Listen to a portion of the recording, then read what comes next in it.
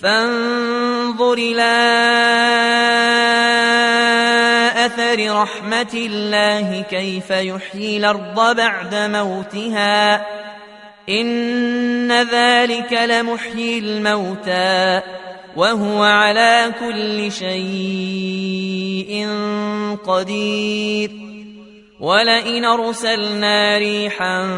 فرأوه مصفرا لظلوا من بعده يكفرون فإنك لا تسمع الموتى ولا تسمع الصم الدعاء إذا ولوا مدبرين وما أنت بهاد العمي عن ضلالتهم إن تسمع إلا من يؤمن بآياتنا فهم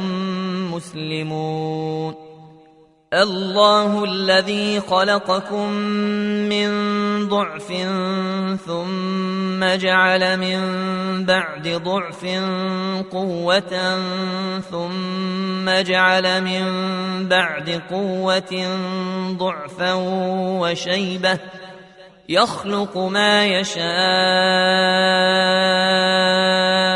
وهو العليم القدير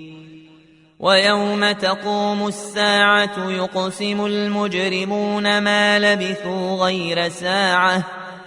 كذلك كانوا يؤفكون وقال الذين أوتوا العلم والإيمان لقد لبثتم في كتاب الله إلى يوم البعث فهذا يوم البعث ولكنكم كنتم لا تعلمون فيومئذ لا تنفع الذين ظلموا معذرتهم ولا هم يستعتبون ولقد ضربنا للناس في هذا القرآن من كل مثل ولئن جئتهم بآية ليقولن الذين كفروا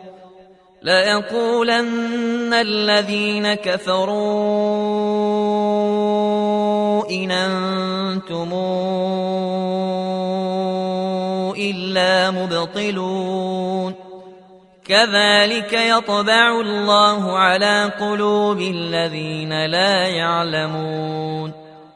فاصبر إن وعد الله حق ولا يستخفنك